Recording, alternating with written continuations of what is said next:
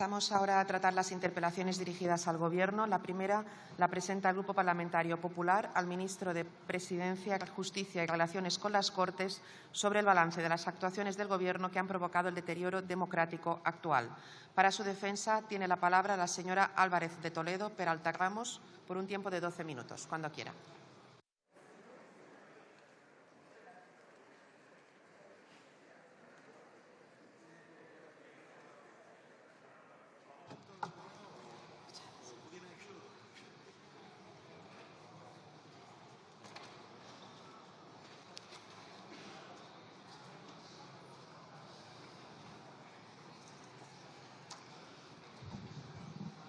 Gracias, señora presidenta.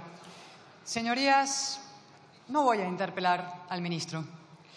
Lleva un año despreciando las preguntas de la oposición, es decir, pisoteando los artículos 183 y 188 del reglamento de esta Cámara, que regulan la rendición de cuentas del Gobierno, condición imprescindible de una democracia. Al señor Bolaños, un diputado cualquiera, incluso cualquier periodista, le pregunta ¿qué hora es, ministro? Y él contesta gutural, ultra, facha. 3 ejemplos de este año y hay docenas. Señor Bolaños, ¿qué va a hacer si los tribunales deciden que la ley de amnistía está al margen de la Constitución y el derecho europeo? Respuesta. Recae sobre sus hombros la responsabilidad de representar al equipo ultra.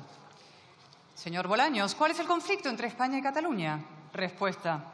Quiero darle la enhorabuena por imponer a su candidato ultra en Cataluña, al César lo que es del César y al ultra lo que es del ultra. Señor Bolaños, ¿por qué sigue apoyando al fiscal general del Estado? Respuesta. Su tono altivo y perdonamidas nos recuerda lo importante que es ir a votar para que no gobierne gente como usted. Desde luego, mejor ser perdonavidas que perdonamuertes, excarcelando etarras antes de tiempo como este Gobierno. El miércoles pasado, el ministro Bolaños directamente se mofó en la cara de una diputada de Vox que le recordó su deber de contestar. No, negaba con la cabeza y se reía. La sesión de control, reducida a ruido y furia que nada significa, o dicho en castizo, al diálogo con un besugo. La pregunta, señorías, es ¿por qué actúa así el señor Bolaños? Primero, porque en su caso contestar es delatarse. Su gestión se cuenta por fracasos. Segundo, porque se lo permiten. La presidenta de esta Cámara ha abdicado de su responsabilidad institucional, si es que alguna vez la asumió. Es una correa de transmisión del Gobierno. Y tercero, por estrategia. La degradación de las sesiones de control es un reflejo de la destrucción de la conversación pública española.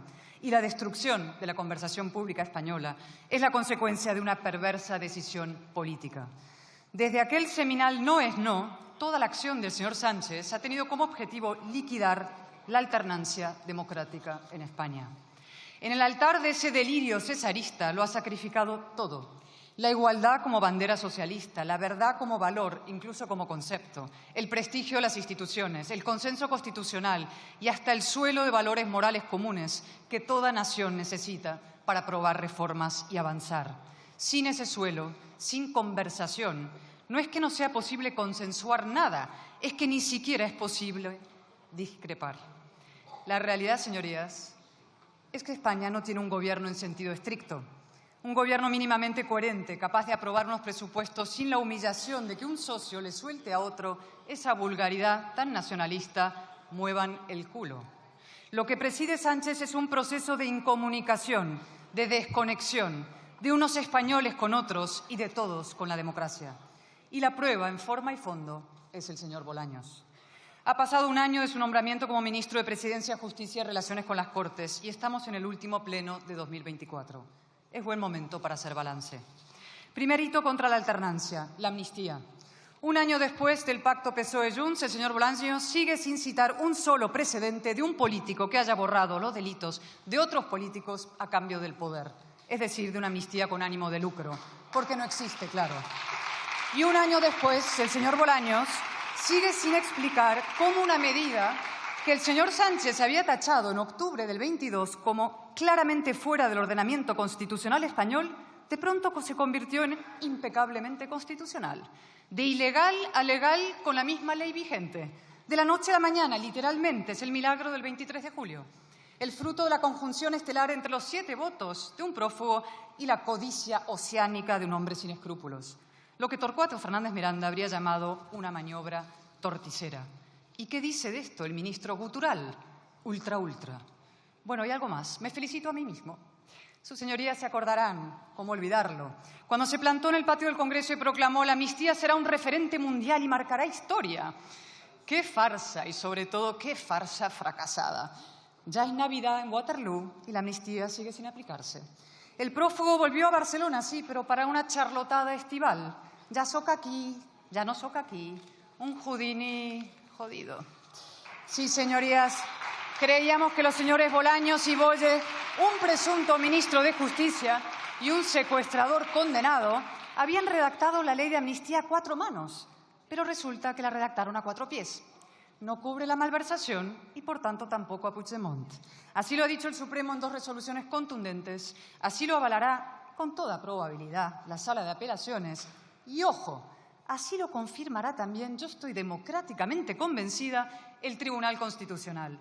Porque el Estado de Derecho español existe y funciona, ya se lo dijimos, pierdan toda esperanza. Y porque el señor conde Pupido no querrá retirarse con el baldón de Boye y Bolaños en su toga. Su chapuza, salvarle a él. Segundo hito, la colonización de las instituciones, en particular de la Fiscalía General del Estado, hoy a las órdenes de un imputado. Se dice pronto. ¿Y sobre esto qué responde normalmente el señor Bolaños? Que el fiscal general está investigado por decir la verdad. Ajá. O sea que el Supremo prevarica. Y luego añade gutural, facha, delincuente confeso. El señor Bolaños olvida que existe algo llamado presunción de inocencia, que si llama delincuente al novio de Ayuso, tendrá que llamar delincuentes a la mujer del presidente, al hermano del presidente, a la mano derecha del presidente y al propio fiscal general. Y también que él puede salir mal parado. Y es que, como ya le advertimos, todo se sabrá. De hecho, ya sabemos bastante. Sabemos que el fiscal general ordenó que se le remitan datos reservados de un particular a su cuenta personal de Google, algo estrictamente prohibido, por lo que ya debería ser inhabilitado. Sabemos que esos datos se filtraron con el objetivo de destruir una rival del gobierno, un delito propio de un régimen totalitario. Y sabemos también que la Guardia Civil está analizando el contenido del móvil del fiscal general del 8 al 11 de marzo de 2024. Días trepidantes, días interesantes. Coinciden exactamente con la aprobación de la amnistía y con las primeras decisiones judiciales sobre la presunta corrupción del entorno íntimo y político de Sánchez. A ver si al señor Bolaños se le ocurrió maniobrar con el fiscal general para favorecer a unos o perjudicar a otros. En tal caso, no saldría mal parado, sino mal sentado en el banquillo, lo que quiso evitarse Lobato. Tercer hito, el ataque a los contrapesos democráticos. No voy a detenerme en el olímpico desprecio del ministro al Parlamento, el veto sistemático a las iniciativas del PP, el impúdico abuso del decreto ley, el desaire al Senado, su demonización gutural de la discrepancia, ultra. Que el señor Bolaños sea ministro de Relaciones con las Cortes es un sarcasmo. Tampoco ahondaré en sus ataques al pluralismo informativo y la libertad de prensa. En septiembre presentó un portentoso plan de acción por la democracia, entre cuyos objetivos no solo figura, oigan bien, mejorar la rendición de cuentas y la calidad de la conversación pública, sino también asegurar el pluralismo y la independencia de los medios de comunicación públicos. Un mes después, colocó a su jefa de prensa como consejera de Radio Televisión Española. Donde sí voy a detenerme es en su particular relación con la justicia. ¿Recuerdan cuando el señor Bolaños se comprometía a defender a los jueces de los ataques de sus socios? Cuando clamaba, y cito laternalmente: me parece intolerable cualquier acusación o señalamiento, venga de donde venga. Cuando se justificó, cabizbajo ante el Supremo: yo no estaba en el Congreso el día en que Nogueras os llamó indecentes desde la tribuna, no volverá a ocurrir. 6 meses después, los ataques los lidera él. La hipocresía es la marca de la Casa Socialista. En realidad, el mayor bulo que circula en España es que el señor Bolaños haya sido alguna vez ministro de Justicia. Aceptó incluir la acusación de Lofer en el pacto con Puigdemont para la investidura. En verano se lanzó por el juez Peinado con nombre y apellidos y groseras acusaciones y todo el coro ministerial detrás, hasta que los tribunales lo dejaron en evidencia. Y ahora está a punto, pero a punto, de acusar al Supremo de prevaricación. A ver si hoy lo hace abiertamente, a ver si se atreve, como sus socios, como sus colegas de bancada, como su jefe. La frase del señor Sánchez sobre las cartas marcadas, es decir, su acusación a la justicia de actuar en connivencia delictiva con el PP, es un salto cualitativo en la deriva antidemocrática del Gobierno. Evoca las leyes de transitoriedad jurídica aprobadas por Puigdemont en septiembre del 17. Responde al mismo estímulo populista y autoritario. No es solo que el Gobierno necesite someter a la justicia. Evidentemente, la supervivencia de Sánchez depende de la impunidad de sus socios, de su mujer, de su entorno, de la suya. Es que ahora encima cree que le conviene. Sánchez busca enfrentar al pueblo con los jueces, busca enfrentar a la democracia con la ley, como si pudiera haber democracia sin ley, como si el Estado de Derecho pudiera someterse a plebiscito. Y no, señorías, la democracia no se vota.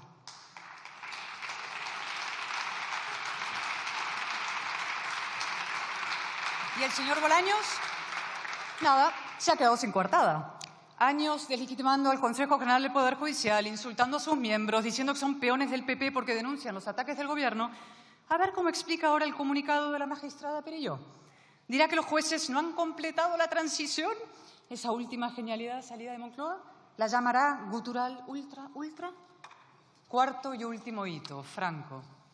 Ahora sí el ministro por fin puede gritar facha, facha, solo que ante su gutural espejo. ¿Qué sería de este gobierno sin los ultras? Sin Bildu, sin Puigdemont, sin Junqueras, sin Franco. ¿Qué sería de él sin la polarización? Como son incapaces de gobernar por adhesión, intentan gobernar por odio. Levantan muros entre españoles, juegan al divide y vencerás y reescriben la historia. Franco no fue derrotado por una izquierda heroica y valiente, sino por una vulgar flebitis y murió en la cama. La libertad no la trajo el PSOE, la trajeron los demócratas de ambos bandos. Y señaladamente 3 hombres, Adolfo Suárez, Torcuato Fernández Miranda y el rey Juan Carlos. Ellos sí que merecen 100 homenajes. Y con ellos los 7 padres de la Constitución, de los cuales 4 lo son también del Partido Popular. Fraga, claro, y Miguel Herrero, y José Pedro Pérez Llorca, y Gabriel Cisneros. Sí, somos también hijos de UCD. A estas alturas, ¿a quién pretenden engañar? Se lo diré. A sus menguantes votantes y a sus socios. Quieren mantenerlos a ellos polarizados, radicalizados, atrincherados, atrapados en un solo lado del muro, cautivos del cainismo. El populismo es el atajo de los mediocres y el frentismo una confesión de impotencia, además de una canallada. Y ahora sí, señor Bolaños, es su turno. Ya puede seguir conversando consigo mismo. Gracias. Gracias.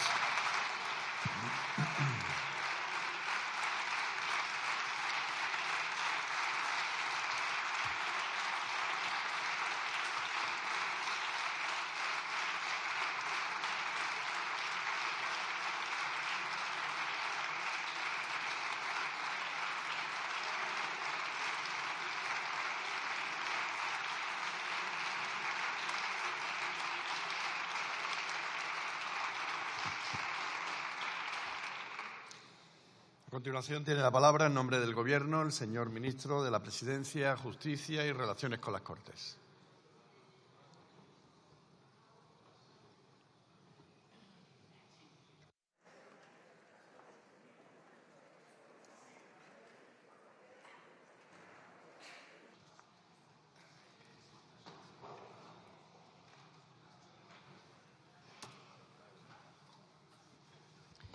Muchas gracias, señorías. Muchas gracias, señora Álvarez de Toledo.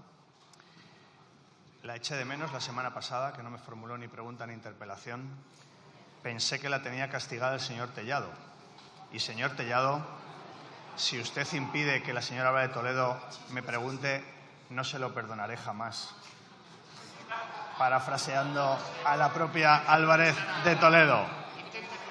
Mire, estoy encantado de que tengamos una interpelación y un debate usted y yo, señora Álvarez de Toledo.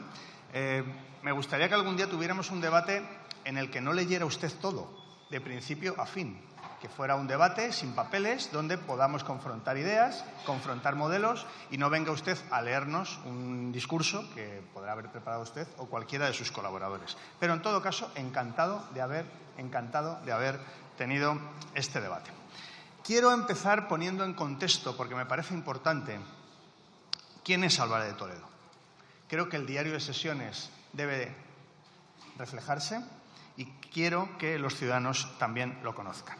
Mire, usted es, y se lo he dicho alguna vez y hoy se lo voy a volver a repetir, usted es el rostro del bulo, historia viva del bulo.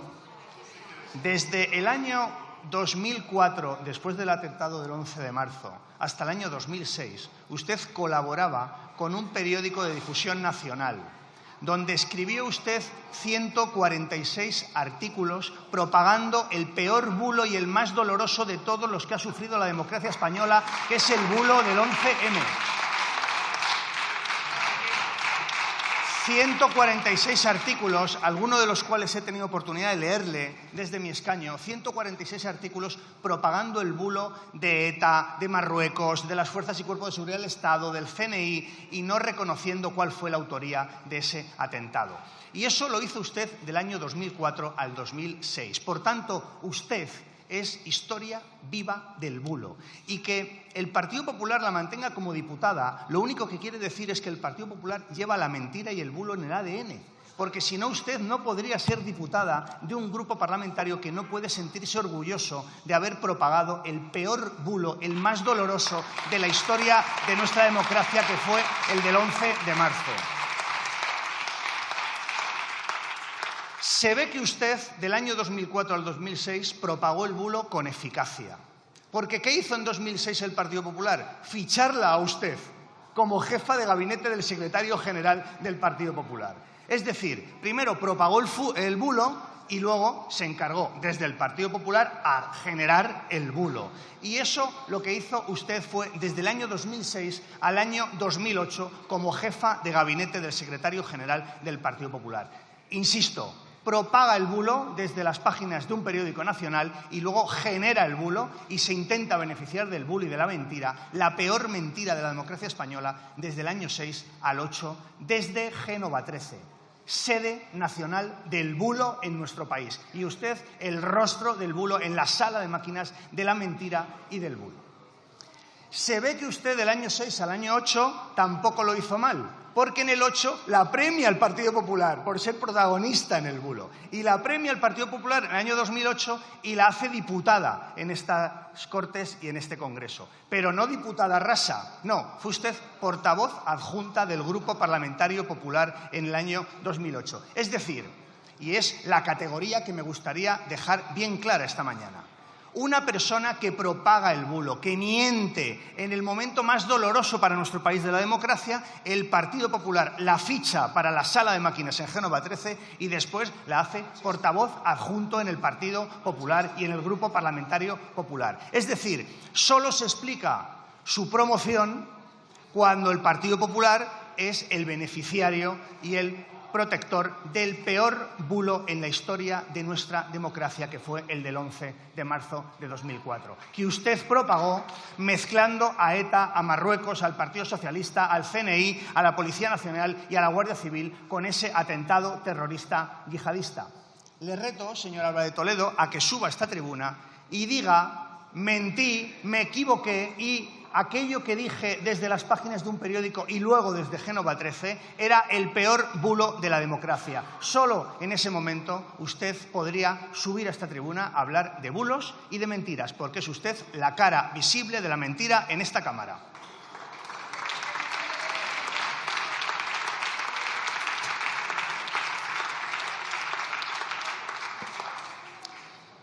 Entro a algunas de las cuestiones que usted ha planteado. Ha dicho, como lo dice usted, que estamos poniendo en cuestión el derecho a discrepar. No hay más que escucharla a usted para saber que el derecho a discrepar, que la libertad de expresión en nuestro país está en un serio riesgo. No hay más que verla a usted en cualquiera de sus intervenciones tan engoladas, como hace usted las intervenciones tan absolutamente engoladas. Segundo, dice usted que los presupuestos generales del Estado y, por tanto, la continuidad de este Gobierno están en manos de Junts per Catalunya. Le voy a hacer alguna pregunta, señor Álvarez de Toledo, y me gustaría, si es posible, que me responda desde esta tribuna.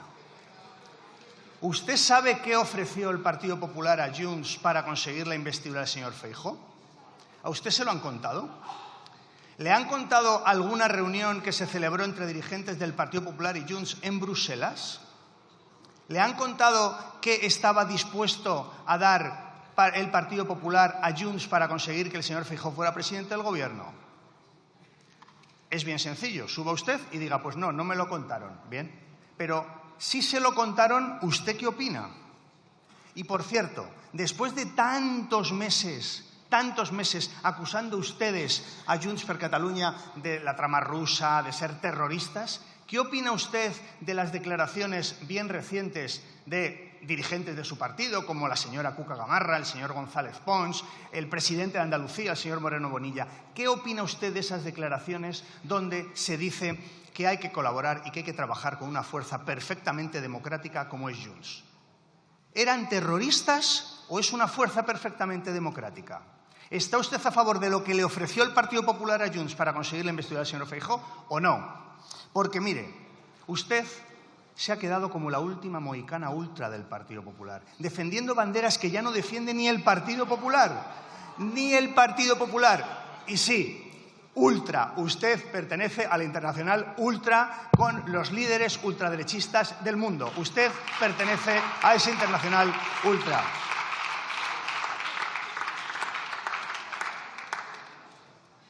Habla usted de Cataluña y le tengo que reconocer que usted tiene mucha autoridad para hablar de Cataluña. Tuvo usted el peor resultado del Partido Popular en la historia cuando usted encabezó la candidatura del Partido Popular en Cataluña. El peor de la historia.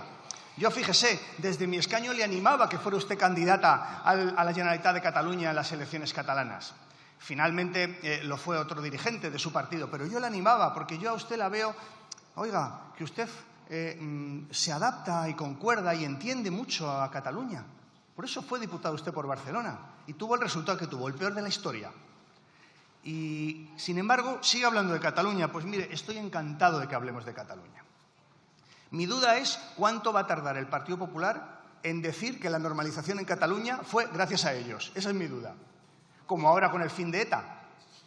El fin de ETA, por supuesto, nada que ver con el señor Rodríguez Zapatero, nada que ver con el ministro Rubalcaba, nada que ver con el Partido Socialista y su valentía en aquel momento. No, no.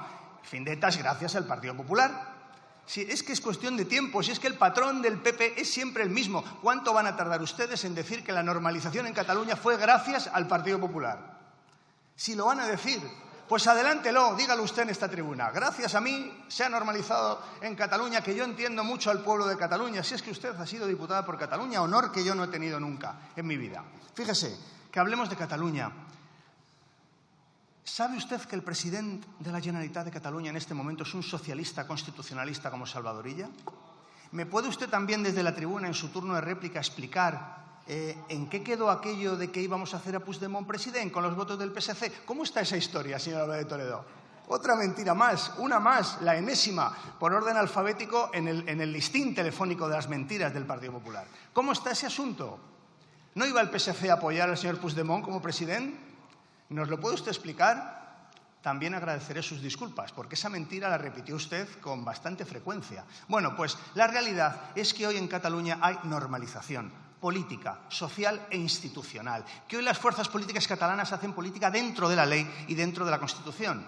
Y eso es consecuencia de una política valiente, inteligente, con mucha altura de miras de este Gobierno. Y es también consecuencia de la Ley Orgánica de Amnistía para la Normalización Política, Social e Institucional de Cataluña. Una ley que harán suya y que dirán que fue gracias a ustedes que consiguieron la normalización en Cataluña. Y luego usted siempre, Europa lo parará. En concreto, ¿qué órgano de Europa? ¿La Comisión de Venecia, señor Álvarez de Toledo? La Comisión de Venecia, que dijo que en Europa hay 54 países dentro del Consejo de Europa y que los 54 tienen leyes de amnistía. La Comisión de Venecia, que dijo que hay 12 de esos países que no tienen previsión constitucional, como España, y que también tienen leyes de amnistía. La Comisión de Venecia, que dijo que la amnistía tenía una finalidad lícita y que, por tanto, no afectaba al principio de igualdad. O la Comisión de Venecia, que dijo que no se afectaba a la separación de poderes porque los jueces y magistrados tenían la última palabra para aplicar la ley de amnistía. Pues, señor Álvarez de Toledo, usted me dirá qué órgano europeo va a parar, como lo diría usted, parará, la Comisión Europea lo parará. Pues dígame qué órgano. Si no es la Comisión de Venecia, ¿cuál va a ser en su opinión? ¿El jurado de Eurovisión? ¿Me puede usted decir en concreto qué órgano europeo va a parar la normalización de Cataluña? Que heredamos una situación en 2018 en Cataluña que era lamentable. Le voy a decir por qué. por la gestión incompetente del Partido Popular, entre otras causas. Entre otras causas. Y este Gobierno, con inteligencia, con valentía, con ambición y con altura de miras, ha conseguido la normalización de Cataluña. Por tanto, señor Álvarez de Toledo, gracias por hablar de Cataluña desde esta tribuna. Los españoles saben muy bien quién fue incapaz de gestionar e incendió Cataluña y quiénes hemos sido capaces. Y luego, como es natural, pues defiende usted, me ha llamado la atención, por eso lo recalco, defiende usted a la pareja de la señora Ayuso con el argumento de la presunción de inocencia. Oiga, aplique usted la presunción de inocencia a otras personas que están siendo investigadas, ¿o no? ¿O no? Porque yo aplico y respeto la presunción de inocencia en todo caso, pero le voy a decir una diferencia entre la pareja de la señora Ayuso y otras personas que están siendo investigadas. La diferencia es que la pareja de la señora Ayuso ha reconocido haber cometido 2 delitos y las otras personas no hay nada de nada. Esa es una diferencia bastante sustancial, señor Álvarez de Toledo, bastante sustancial. Señoría, debe ir finalizando, por favor. Sí, para alegría del señor Álvarez de Toledo, termino ya. Gracias por su interpelación. Le ruego al señor Tellado que me pregunte con mayor frecuencia. Señor Álvarez de Toledo, cada vez que usted abre la boca, se demuestra que el Partido Popular lleva la mentira y el bulo en el ADN, porque si no usted no podría ser ni diputada en esta Cámara. Gracias. Gracias.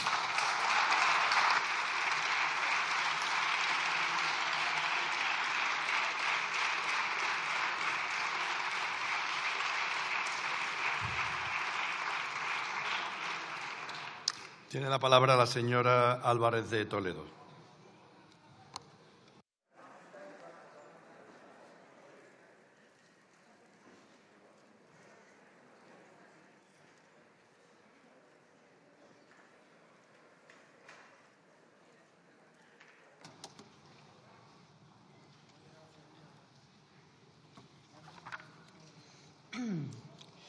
El señor Bolaños ha salido hoy por bulerías. Eso sí, un poco fuera de compás. Sigue con sus soliloquios guturales. Ultra, y ahora bulo. Él, el bulócrata reincidente que se camufla de regenerador. Ahora también quiere dictar lo que es verdad y lo que es mentira en las redes sociales. Esto es de ayer. Anunció una ley para obligar a usuarios relevantes a rectificar informaciones falsas. Otro de sus empeños liberticidas condenados al fracaso. Pero cualquiera, claro, se pregunta, vamos a ver, ¿se la va a aplicar también a los miembros del Gobierno? Y sobre todo, ¿qué tuits van a rectificar el PSOE y el propio señor Bolaños? Vamos a ver, el tuit del señor Bolaños diciendo que el señor Puigdemont representa la etapa más negra, oscura de Cataluña. El del señor Sánchez comprometiéndose a detenerlo. Los tuits diciendo que la amnistía es absolutamente inconstitucional. Esos son pre-23 de julio, claro. O los tuits post-23 de julio, donde dicen que la amnistía es impecablemente constitucional. Y el tuit afirmando que la Comisión de Venecia le ha dado la razón. Sí, ese fue histórico, salió en los telediarios. Por tuit bulo top.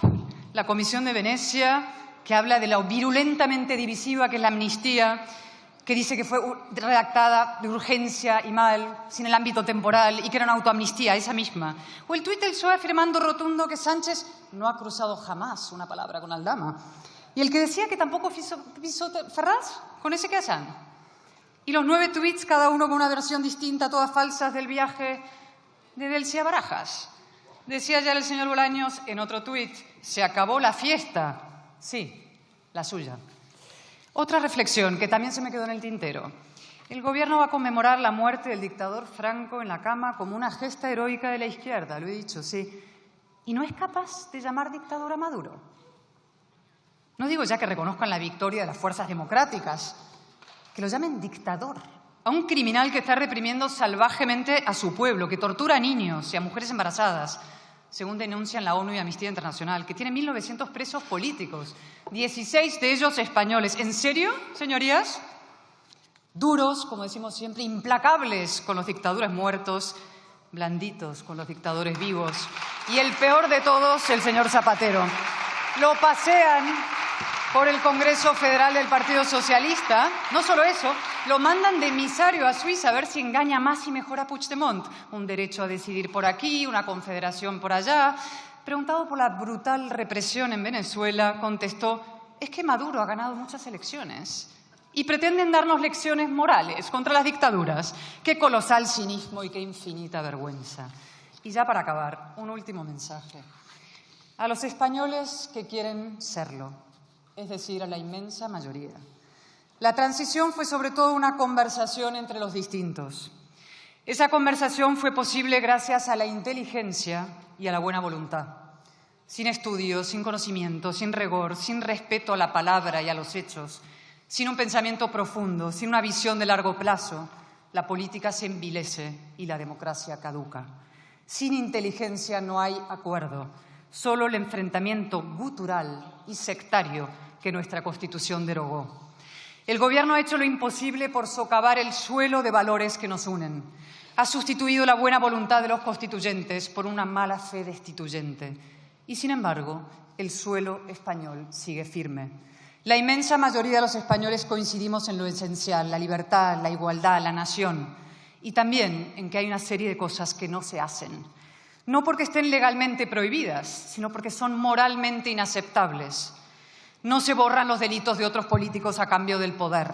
No se mantiene a un fiscal general imputado por intentar destruir a una rival. No se ataca, calumnia y hostiga a un juez por investigar a tu mujer. No se le dice a un compatriota sepultado por el lodo, a otro español, si quiere más recursos, que los pida. Y no se pacta con un partido que justifica el coche bomba y el tiro en la nuca. Y aquí un inciso. ¿Se imaginan ustedes, por un instante, señorías, que en esta Cámara hubiera un partido que justificase el haber matado judíos? ¿A qué no? Entonces, ¿por qué les parece normal y hasta democráticamente saludable que haya aquí un partido que considerase justificado secuestrar y matar españoles? Eso es Bildu, heredero del odio que el Gobierno blanquea y agita. Y, sin embargo, señorías, hay esperanza. La inmensa mayoría de los españoles no nos odiamos como los socios del Gobierno a España, ni como el Gobierno a la mitad de España, ese gutural ultra. Y cualquiera que sienta esa tentación deberá recordar las palabras del gran Torcuato Fernández Miranda. Un día le preguntaron cómo había sido posible la transición. Hizo una pausa, reflexionó un instante y contestó, con el corazón sujeto y en su sitio. Es lo que distingue a un guionista de la reconciliación de un tramoyista de la discordia. Gracias.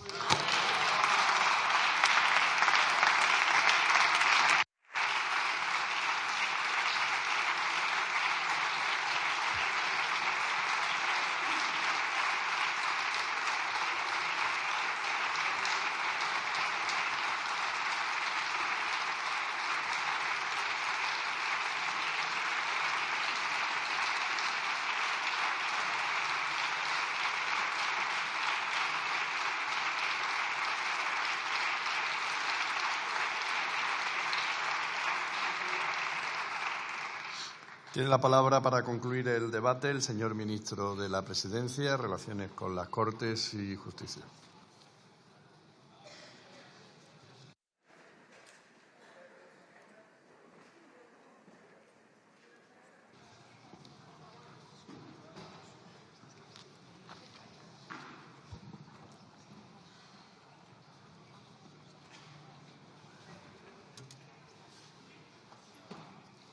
Muchas gracias, señor presidente. No hay manera, señor Álvarez de Toledo, de mantener un debate. Usted sube aquí, incluso en la réplica, y nos lee lo que tenía preparado.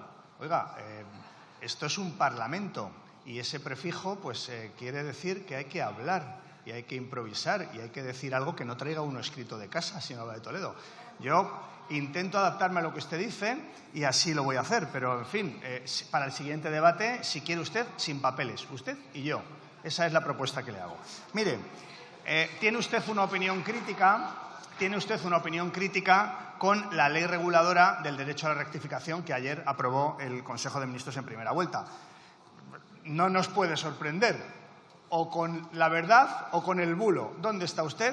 Pues con el bulo, como desde el año 2004, propagando que el 11M era obra de ETA, de Marruecos, del CNI, de la Policía Nacional y de la Guardia Civil. Eso lo dijo usted durante 2 años, fue premiada por el Partido Popular y, por tanto, una ley que pretende acabar con los bulos, pues ¿usted dónde está? Con los bulos. No hay, es un silogismo, no hay mucha duda en ese tema. Habla usted de la Comisión de Venecia. Da unos argumentos absolutamente menores que eran un obiter dicta del informe que nada tenían que ver con lo que concluía, pero se le ha olvidado a usted, y creo que es interesante que hablemos de ello, del informe del Estado de Derecho de la Comisión Europea del año pasado, de julio del año 23. ¿Sabe usted cuántos reproches, cuántas críticas, cuántas observaciones, cuántas enmiendas tenía el informe del Estado de Derecho de la Comisión Europea a la ley de amnistía? Se lo voy a decir, 0, ninguna.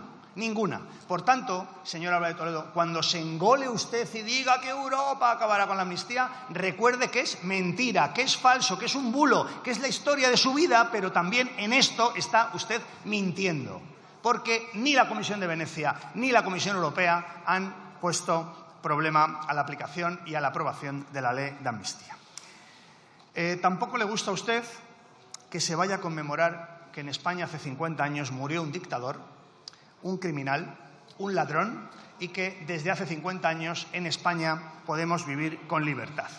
Le voy a dar una mala noticia, porque ha habido parte de su intervención en la que coincidimos, señor Álvarez de Toledo. Coincidimos. Coincidimos en tener una opinión muy positiva de la transición española. Coincidimos en que fue una transición modélica, con personas como Torcuato Fernández Miranda, al que usted ha mencionado, Adolfo Suárez, pero también Felipe González, y también, por ejemplo, Santiago Carrillo y otros muchos. Porque hubo mucha gente que no era famosa, que no eran dirigentes, que lucharon por la libertad. Hubo mucha gente que no fueron dirigentes políticos, que lucharon por la libertad y por la democracia en este país cuando todavía el dictador estaba vivo. Muchos militantes socialistas, escúchelo bien, muchos militantes socialistas lucharon por la democracia en este país con el dictador vivo y pagaron con la cárcel y a veces con su vida luchar porque hoy España sea una democracia. Esa es la historia del Partido Socialista y es la historia de mi partido. Y por supuesto que la transición fue un gran acuerdo entre diferentes. ¿Me va usted a respetar, me va usted a perdonar un ataque de falta de humildad? Pero ¿cuántos acuerdos entre diferentes ha conseguido usted? ¿Le digo yo los que consigo a diario? Claro, es que usted habla de la transición, que efectivamente fue un acuerdo entre diferentes, entre muy diferentes. Piense que estaban los que habían encarcelado, los que habían fusilado y estaban las víctimas. Y se llegó a un acuerdo. Imagínese la dificultad de aquello.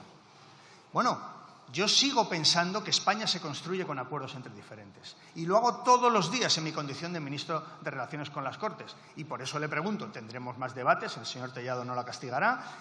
Dígame cuántos acuerdos entre diferentes ha conseguido usted. Pero es que es más, para conseguir esos acuerdos hay que respetar al diferente. ¿Respeta usted a los grupos parlamentarios que formamos esta Cámara? ¿Respeta usted al Partido Socialista Obrero Español, que es la primera fuerza política en la historia de la democracia en este país? ¿Nos respeta usted? Porque es lo mínimo para poder lograr un acuerdo entre personas que son distintos. Y por tanto, yo también termino como usted con una esperanza.